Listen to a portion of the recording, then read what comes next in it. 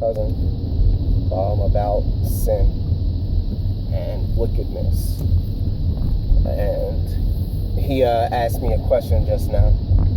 The question he just asked me was, why is it okay for a believer that's a Christian to sit there and think that everybody's going to heaven and it's okay? Because Baptists and a lot of other people teach once saved, always saved. And some people think that's false, some people think that's true. It talks in the Gospels about one who does not sin and is truly saved of the Lord, who's sanctified, walking in the ways of the Lord. There's a responsibility and a duty for us as believers to be able to keep this way in spirit and truth. There's a duty for us as believers to live this life. But it's kind of hard to live this life by yourself. That's why Yah made sure you have brothers and sisters. Understand, if it was enough for you to get this truth and that was all, then you could be dead. You'd go straight to the kingdom of heaven, and that would be fine, because it wouldn't matter no more. There'd be no sickness, there'd be no death, and there'd be no eternal life. But for his reason, his shape, and his form, you are still here as a witness and testimony for all those who will not be allowed to get into the kingdom because of the fact that they walk in unrighteousness, because of the fact that their behavior is not well. That's why you preach this message. That's why you teach this truth, so that other people can understand and can receive this.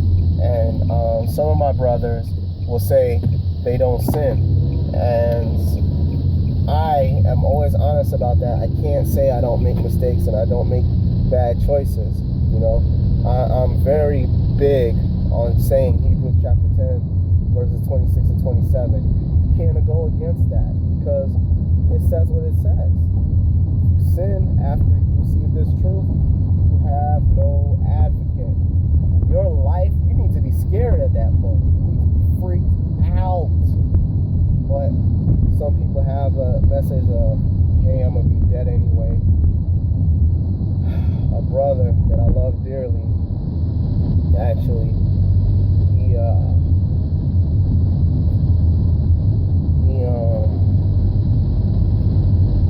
said that to me a long time ago. I call him my teacher, but he never, ever acknowledges that. He always talks about living a pure life and walking in righteousness for Yah. And he said, if I ever sin against Yah again, that's it for me. I am done. And when he felt that he did a choice or made a decision that was unrighteous, that was it. Quit. And that broke my heart, because I love him very much. And the Spirit was talking to me. I woke up in the middle of the night and I called him. And I told him what Yah said. And he told me it was true. And I said to him, what's wrong with you? What are you doing? You know? And I got to talk to him. And that's not the first time I talked to a brother or tried to show a brother something as soon as I got saved. That's the one thing that people don't understand about why, when a person gets this truth, you got to keep them safe and you got to keep them secure, because they got a clean spirit. They can hear the truth a lot faster, a lot easier, and it's a lot cleaner for them to understand. I didn't even understand what I was receiving or what I was doing. I just knew that it was the truth. And I called the church that I was in because of the fact that I didn't understand this. And I asked for help, and I asked questions, and I tried to talk to them. And the guy that they gave to minister to me wasn't really listening to me. And that hurt, because Bible said that I was supposed to have a teacher. I sought a teacher, and the teacher didn't accept me. So I had to learn on my own, which is great because the Spirit of Yah showed me everything I needed to see. It's just that one piece of the puzzle that I could not understand. And that's because I was in a Christian ministry. And that's the law needs to be kept. And I'm still trying to break it down to make sure I'm clear, because I'm trying to show other people and explain to other people the law. And walking in the confines of the law keeps you clean. So there's times where I was laying down and Yah would basically say, go warn them and go tell them no. So in the middle of the night, if I had to call somebody, I'd call somebody. If I had to go knock on doors, I'd go knock on the door. If I was on a bus and a train and he would give me a story to tell somebody, I would tell the story. And those stories were exactly the way that the text was written.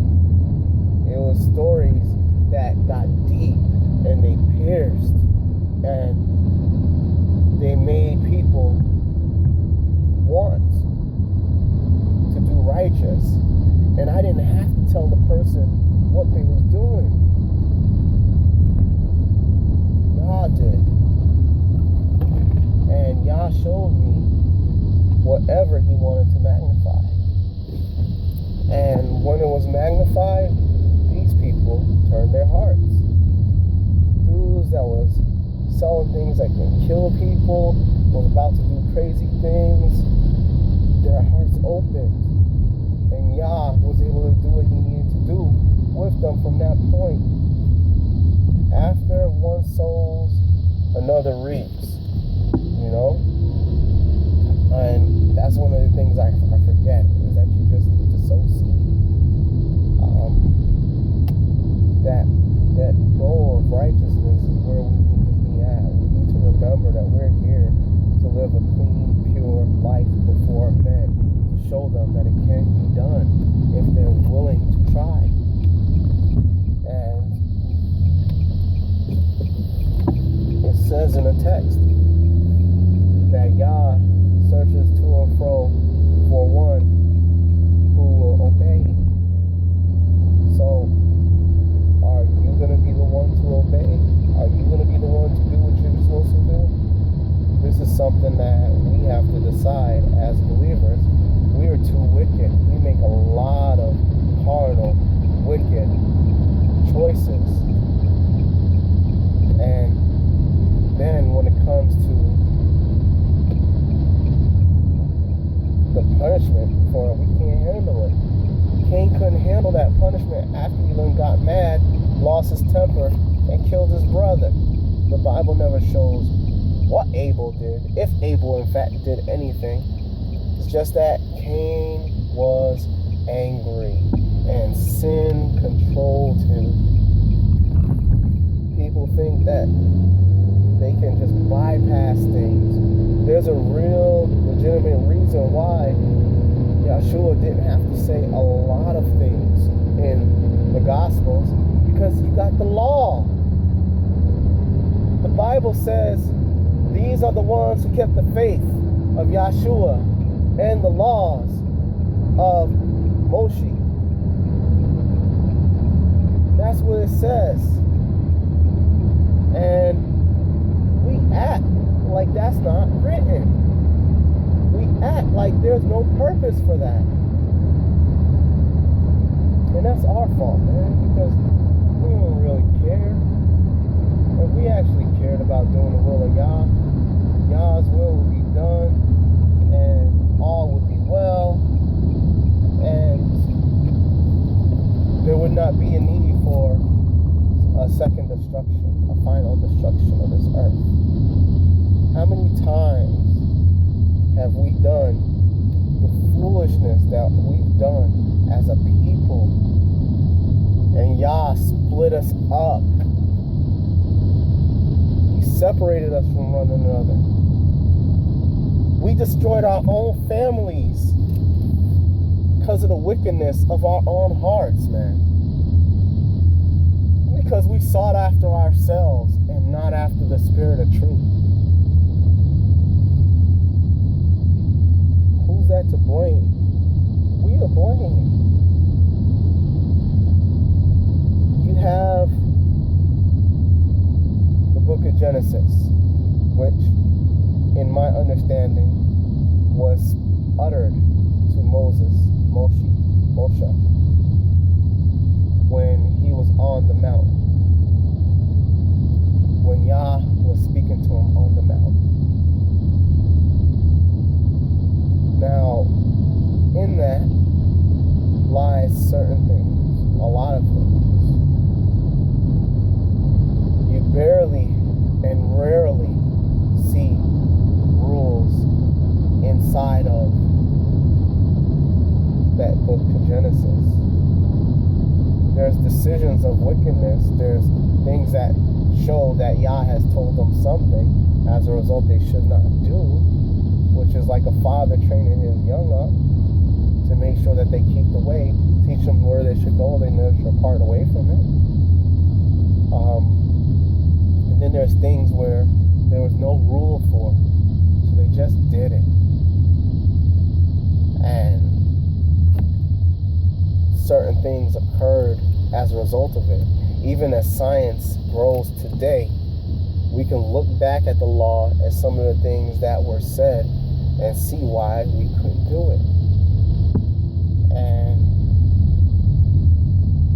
in all wholehearted honesty, the time for us to actually choose His love and His grace over our way has been long. We've had enough time. So really, He could destroy the earth at any point in time, and it won't matter because we deserve what we deserve. However, He chooses to give us a little bit more than what we deserve for the sake of those who never had a chance to understand, a chance to know. The gospel says that when the farmer saw the weeds among the weeds, those things that are parasitic, that will suck up all the nutrients, the lifeblood, the life-giving water, that gives bread from those fruits that actually need it. He said, leave it there. Why? Because if you pull it, you might pull out the fruit. And as a result of it, it will die. Now, if you're like me, I garden, and I'm learning how to grow things that normally won't grow in this time place.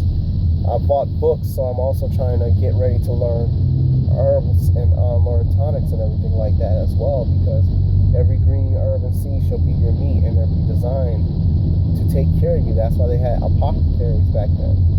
Now, in the process of me learning this, I do certain things. The other day, my mom asked me to weed the yard because of the fact that I have a dog, and she uses the bathroom in the grass, and I clean it up, but she's always weary. I don't clean it up fast enough, and she's always weary of actually stepping in it. So I just go ahead and weed it to make sure. Now this season, my work has been so sporadic. My finances have not been what they should.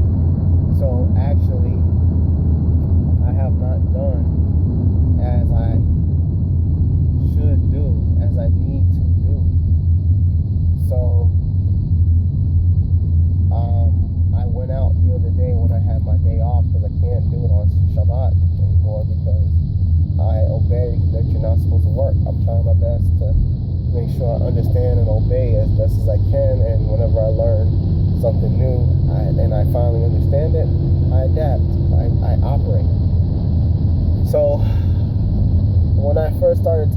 weeds out, started realizing it was hard to do. And in gardening, what we call weeds might not necessarily be weeds.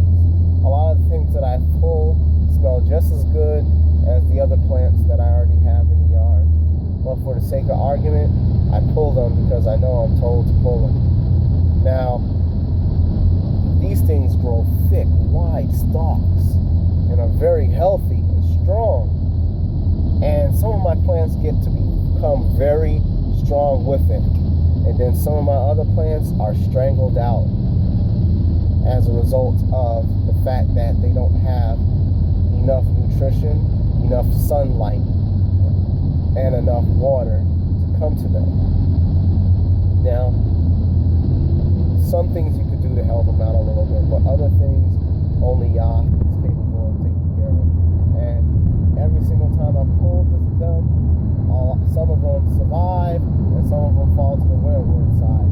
Some stalks break, some things limp, some things I can revive after a time, some of them can't. This is why the Bible says certain things also, like carry the burdens of your brother lest it causes you to sin. The father would go after the one, even though he has the 99. Things like that, just from gardening, you can see it and you can understand. But sometimes you just gotta let them grow, and then you can take everything out at once, harvest it, and deal with it as time goes on. Mom always tells me to deal with it while it's smaller before it becomes a big deal and a big problem, and that's one of my examples of why I need to do that. And truth be told, that when I don't do it, I end up paying a price for my actions. And it's for an aesthetic look. And even then I see what Yahushua says, clean the inside and the outside. Make sure everything's right from the base of it.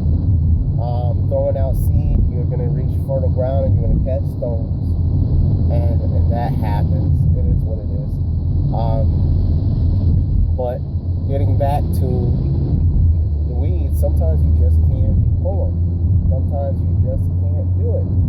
Because if you do, you risk harming something else. And we got nobody else to blame but ourselves for that. If we're not making sure that we water the best we can and live our life the best, so we ourselves don't become weeds. Because there is a great reaping, and there is atonement time, there is sin. And you atone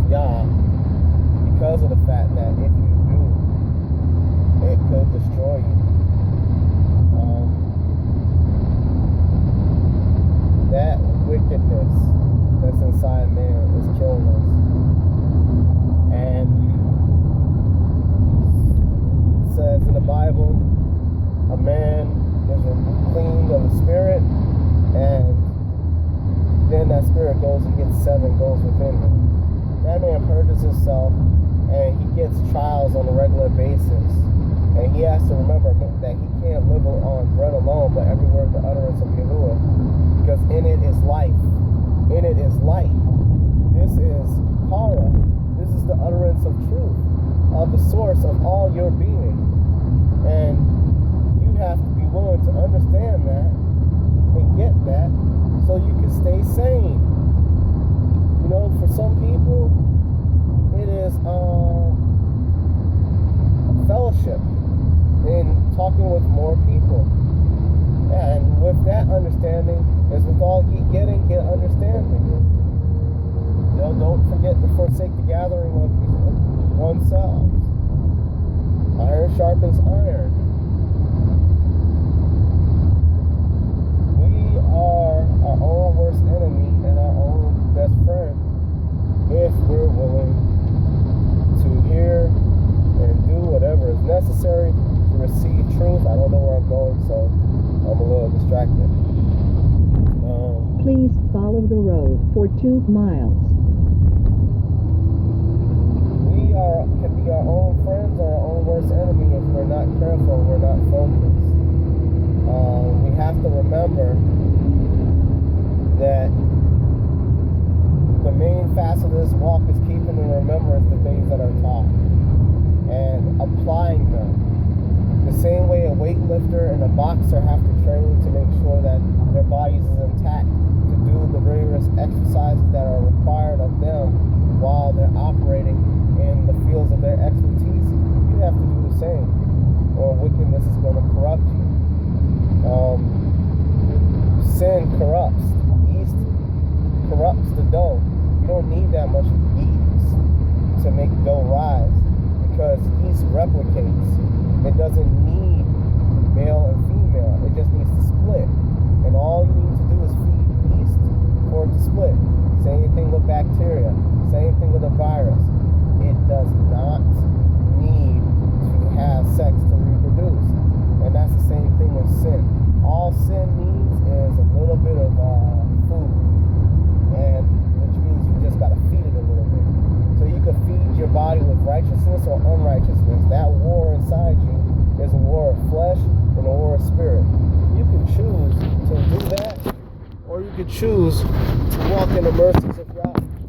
And a lot of times, Prepare to turn right onto I-84 East. We're not willing to do what it takes to go against sin. And that's a sad, sad thing where our hearts are so corrupt that all we can think about is doing things for ourselves. And it's even sadder that this car is moving so slow in front of Turn me right at the next exit. that it took this long to do 2 miles. But alas, for every reason, everything that happens, God knows why, and you'll manifest it in a minute. We gotta stop seeking after ourselves, and we need a community of those who are seeking after Yah's own heart, after the Please same turn being right, then that David make the sought, next left turn. after the same being that Yahushua ben Nun had sought. You know, if you're not willing to do that, then really there's no purpose for you to even have these discussions or to have this relationship with him. Because what's the point of saying I accept it if you're not going to try? You gotta try. Please turn next left, then make the next left turn. You gotta try, because if you don't try, you won't have a chance to know what true life is. Because this is not true life. We get sick here. we die here. We go through a lot of pain and suffering. Excuse me. We act and we operate in our own ways, and a lot of people pay the prices for our actions. That's on my mind right now. If anything comes up else, I'll share. But, yeah.